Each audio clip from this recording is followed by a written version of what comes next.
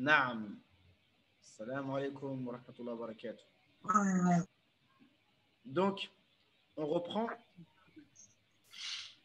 Donc voilà. Le but, bien entendu, c'est des bonnes questions. Mais le but, avant de répondre aux questions, c'est-à-dire de bien comprendre, encore une fois, quel est le sens de la bid'a, des choses dans lesquelles il n'y a pas il n'y a pas de base, d'accord. Et le zikr, effectivement, c'est une bonne question. C'est une bonne question par rapport à ça. Mais évidemment, je vais vous donner un exemple, parce que là, ça veut dire, vous posez une question de but en blanc. Mais vous savez, d'ailleurs, le frère Abou Mouaz, il m'a envoyé une vidéo un jour, il m'a envoyé une vidéo, dans laquelle, vous savez bien, donc, Ibn Taymiyyah, donc j'ai pas envie de rentrer dans des conversations, dans ce cas-là, on va commencer le sujet, pour pas rentrer dans des... C'est que Ibn Taymiyyah, il avait une pratique après le Fajr, c'est-à-dire dès que le Fajr est terminé, jusqu'au Shuruq, c'est connu, c'est bizarre hein, quand même, c'est connu, tout le monde sait que l'imam Ibn Taymiyyah, il restait du Fajr jusqu'au Shuruq, et il disait que si je ne fais pas ça, je n'ai pas de force toute la journée. Ça, on l'a tous entendu. Mais ce qu'on ne sait pas, c'est ce qu'il fait comme zikr. Quel zikr il fait entre l'adhan et l'iqama? Qu'est-ce qu'il fait comme zikr? Je ne sais plus exactement lequel c'est, mais il fait un zikr spécifique et il a dit que celui qui fait ce zikr-là, il aura telle et telle chose, sans avoir aucun dalil en fait du Coran et de la Sunna. Et lorsque il finit de faire le Fajr, il récite la Fatiha. Alhamdulillahi Rabbil Alamin, Ar-Rahman Ar-Rahim, Maliki Yawmiddin. La Fatiha que vous connaissez. Il la répète et il répète et il répète constamment la Fatiha jusqu'au Shuruq. D'où est-ce qu'il a sorti ça? Qui lui a appris de faire ça? Mais lui, il a compris que la Fatiha, c'est la base, que le Coran, c'est le meilleur zikr. Et donc, du coup, s'il récite la Fatiha, donc il a si on peut se permettre l'expression, c'est le jackpot. Parce qu'il fait le meilleur zikr et la meilleure parole et la meilleure dua constamment. Et donc, il se charge un maximum. Et on comprend bien que à cette heure bénie, s'il récite la Fatiha constamment, eh bien, évidemment, qu'il sera chargé à bloc de iman. Naam. Donc, ici, on va lire la parole de Taftazani. Donc, je disais qu'il a un ouvrage de rhétorique, c'est-à-dire de ilm al-balagha. Et l'ilm al-balagha aussi, c'est hyper important, en fait, même dans le domaine de usul al-fiqh. قال العلامة المحقق التفتزاني رحمه الله في إلهيات شرح المقاصد بعد أن نعى على المبطلين الذين ينسب أحدهما الآخر إلى البدعة. Donc il a dans un ouvrage où il a reproché aux gens que chacun s'accuse d'être mubtadi', حتى ربما جعلوا الاختلاف في الفروع أيضا بدعة وضلالة. C'est-à-dire les divergences dans la jurisprudence, ils en ont fait de la bid'a et de l'égarement. كالقول بحل متروك تسمية عمدا, comme le fait de délaisser la tasmiya quand on égorge une bête sans dire bismillah. Donc ça c'est une mas'ala de fiqh. C'est-à-dire, est-ce que quelqu'un qui égorge, un musulman qui égorge une bête sans dire bismillah, qu'est-ce qu'on dit de ça? On va dire c'est une bid'a, parce que dans le fiqh, alors je ne sais pas quel madhab, mais c'est-à-dire qu'ils disent que c'est permis, parce que toi tu as l'intention, tu es musulman, tu égorges au nom d'Allah, eh bien, c'est permis comme ça. Ça, c'est une question hein, parmi les questions, hein. C'est-à-dire qu'on étudie dans le fiqh.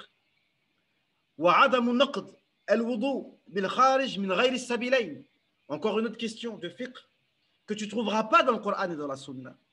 C'est-à-dire, regardez ici. Bref, Imaginez que, ça on étudie déjà dans le fiqh shafi'i, j'ai des douros de fiqh shafi'i en arabe, et on étudie, et encore je répète que le fiqh, ça ne traite que des sujets sur lesquels il n'y a pas de dalil au Coran et la Sunna. On sait que quand tu urines et quand tu défèques, ça casse tes ablutions. Ça, on le sait, tout le monde le sait. Même mon fils de 12 ans, il le sait. Par contre, si les excréments, là, les impuretés sortent d'en dehors de Sabilain, ça sort, si l'urine ne sort pas de l'endroit habituel et que les défécations ne sortent pas du lieu habituel, qu'est-ce qu'on fait? Dans les madhab, ils ont répondu.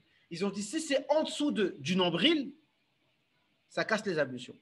Mais si c'est au-dessus du nombril, ça ne casse pas les ablutions. Donc c'est ici pour ça qu'il parle de ça. Il y en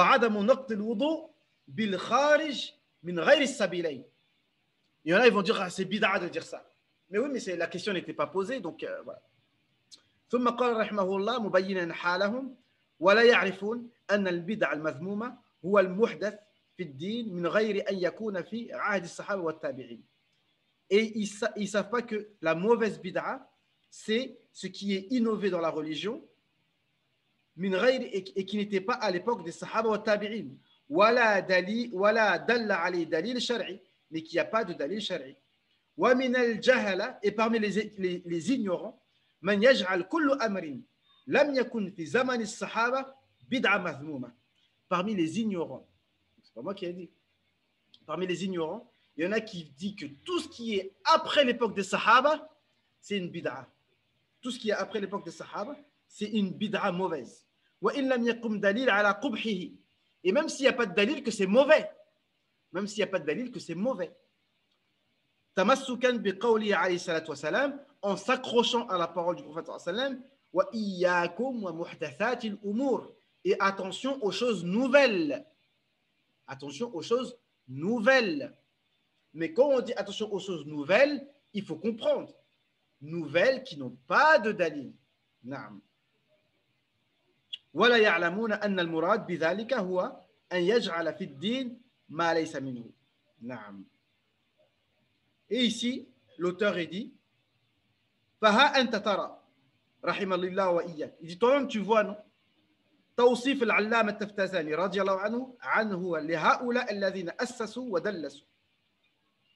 Comment l'imam Taftazani a classifié ces personnes-là qui ont assassou et qui ont mal compris en fait. El-Jil Kamil, des générations entières. Min al-Muslimin, ahkamahum. Ils ont, en fait, je ne sais pas comment dire avec des bons termes, mais ils ont induit en erreur en fait des générations entières. Fatharat, al-Na'arat, wal-Khilafat, wal-Shiqaq. Et maintenant, il y a des divergences à ne plus en finir. ورمي الناس بعضهم بعضا ببدع وخلافات في الفروع يحتملها الدليل الشرعي وكل له وجهه. Alors que c'est des choses qui avaient des bases dans la religion. Donc voilà. Allez, maintenant on va s'arrêter là. On va s'arrêter là. On a parlé beaucoup, ça va faire long là. Donc la prochaine fois on commencera donc les paroles des aïms pour pas être donc voilà. Donc par rapport à la question qu'il avait posée par rapport au azkar, ça barakallahu fik Hamza. Par rapport au azkar, en tout cas je vous dis bon, après je suis pas non plus j'ai pas tout en tête hein, mais le qaïd au niveau des doigts et même au niveau des expériences en fait qui sont des fois comment ça s'appelle, il y en a qui vont te dire bon des fois après c'est vrai que ça paraît bizarre aux personnes etc qu'on va te dire je sais pas moi je vous donne un exemple hein. quelqu'un va te dire tu sors de chez toi, tu enlèves tout ce que tu as, c'est-à-dire tu restes tu enlèves ta chichia, tu restes sur une terre vaste dehors en pleine journée et tu récites 11 fois Qul Wallahu Ahad et tu pries 10 fois sur le prophète sallallahu alayhi wa sallam, et ensuite tu fais dua, et bi'idhnillah, Allah Azza wa Jalla, il va te donner du risque. Nous, on n'est pas habitués à ces genres de choses-là. D'accord? La personne, tu vas dire, mais d'où tu as sorti ça? D'où tu as sorti ça? Mais c'est des choses que les gens, ils font, et ils sont... et ça marche, les gens ont expérimenté, ça a marché, etc. Voilà. Mais c'est des choses qui... Nous, ça nous paraît bizarre. Mais en tout cas, tout ce qui est... tu vois, par exemple, quelqu'un, il a besoin de...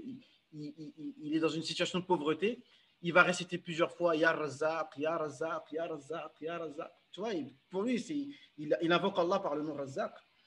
Et après, bah, pour lui, tu vois, c'est quelque chose qui... Il a l'yaqin que bi'idhnillah. Voilà, et tous, l'imam Nawawi, ils avaient leur wird à eux. Donc voilà, en fait, il suffit de lire, en fait. Barakallahu fik. Ça nous paraît bizarre, mais en fait, voilà. Alors, l'imam Ibn Taymiyyah, quelle différence il y aurait? L'imam Ibn Taymiyyah lui-même, il faisait des zikrs de lui-même où il n'y a pas quelqu'un qui lui a enseigné. D'accord? Mais on voit qu'ils avaient leur wird à eux. Ça veut dire des wird où tu ne trouveras jamais ça dans un hadith. Tu vois, ils répétaient des choses un certain nombre de fois, etc. Donc, c'est ce que les prédécesseurs ont toujours fait, en fait. D'accord? Voilà. Donc, c'était un peu ça. Écoutez, les frères. Alors, je comprends l'exemple de Taymiyyah. N'y a-t-il pas une petite différence? Celui qui fait une adoration comme Ibn Taymiyyah l'avait, selon son inspiration, comme la lecture du Coran, qui bien évidemment n'est pas une innovation. Et entre celui qui fait une règle bien dénombrée et définie dans le temps qu'il va recommander aux gens. Bon, ça, comment dirais-je, que c'est comme on a expliqué. Donc après, quand Ibn Taymiyyah, qui lui-même est le chef de file pour dire qu'il ne faut pas innover et qu'il faut rester selon la sunna, et qui lui-même faisait des azkars dans lesquels il n'y a pas de dalil, et qui en plus donne une promesse que si tu fais tel dhikr, tu auras telle chose, et qu'ensuite il récite la Fatiha perpétuellement. Si maintenant on lui trouve des excuses, on dit oui, mais c'est pas pareil. Après, franchement, j'ai pas envie de rentrer dans des polémiques, etc. Mais voilà, donc c'est juste pour nous dire que il se base pourquoi? Pour donner des nombres précis. En fait, les nombres précis, comme on va expliquer plus tard, ils n'ont pas vocation à être... Ça veut pas dire que tu es obligé de les respecter, d'accord? Mafhoum al-adad, ça ne veut pas dire que tu dois les respecter. Par exemple, dans le Coran, istaghfir lahum aw la tastaghfir lahum. In tastaghfir lahum 70 marratan falan yaghfir Allah lahum. Si tu demandes, Allah il dit à son prophète, même si tu demandes si tu demandes pardon pour les hypocrites 70 fois, Allah ne leur pardonnera pas. C'est-à-dire que quand Allah il donne des nombres sur ces choses-là, ce n'est pas le but que s'il fait 71 fois, il les pardonnera. D'accord? Il se base sur quoi? C'est-à-dire que comme le prophète sallallahu alayhi wa sallam a dit, celui qui dit 100 fois La ilaha illallah, wahdahu la sharika la, lahul mulku, wa lahul hamdu, wa ala kulli shay'in qadir, il a tant de récompenses. Et celui qui fait mieux, il aura plus. C'est-à-dire que dans la vie, comme on va voir le fait de sortir 40 jours, 3 jours, de déterminer des nombres, c'est juste histoire d'avoir une organisation. Ça veut dire que tu détermines un nombre. D'accord? Le but, ce n'est pas le nombre. Tu pourrais dire une fois, là, mais avec le cœur, et c'est bon, tu vois. Mais on te dit un nombre comme ça, tu t'altazim bichay. Hein, tu te conformes à une chose, tu dis un certain nombre de fois, parce que sinon, après on ne fait rien, en fait. D'accord? Si tu ne dis pas que tu vas faire 1000 fois, à la fin, si tu ne comptes pas, tu ne vas pas faire. D'accord? C'est tout. Hein. Après, je n'ai pas les réponses très détaillées, mais avec le temps, je serai plus affûté pour te répondre. Mais en tout cas, encore une fois, si maintenant quelqu'un n'est pas convaincu et qu'il dit que c'est une innovation, etc., ok. chacun est libre de dire ce qu'il veut, mais encore une fois, il faut être scientifique. C'est-à-dire que quand on dit que quelque chose est bid'a, ça revient sur la définition encore la définition qu'on a donnée. Soit on suit la définition de l'imam Shatibi, soit on suit la définition des autres. Mais on voit, et je répète, que même Ibn Taymiyyah, et en fait c'est parce que je n'ai pas les exemples en tête. Si j'avais dit tous les exemples en tête, en fait, je pourrais donner plein d'exemples avec des noms, parce que les gens, ils veulent des noms, en fait. Tu vois, là, je parle d'une manière globale, parce que moi, je ne suis pas quelqu'un qui connaît les noms par cœur, etc. Mais si je te dis un tel, il faisait tant de fois, tu dis, ah, là, on ne peut plus rien dire, d'accord? Parce que si on te dit l'imam Nawawi faisait un tel nombre de fois alors qu'il n'y a pas de hadith, l'imam Shafi'i, l'imam un tel. Donc là, à partir de ce moment-là, on ne pourra plus rien dire. Non. C'est comme à la musculation. Si tu ne définis pas un nombre de séries, tu n'es pas organisé et tu ne progresses pas. Bon, l'exemple vaut ce qu'il vaut, mais voilà. Barakallahu pour les danses. Effectivement, l'exemple, il vaut ce qu'il vaut, mais franchement, il est pas mal l'exemple. C'est comme pour le sport. C'est maintenant, on va te dire, il faut que tu fais 5 séries de 10.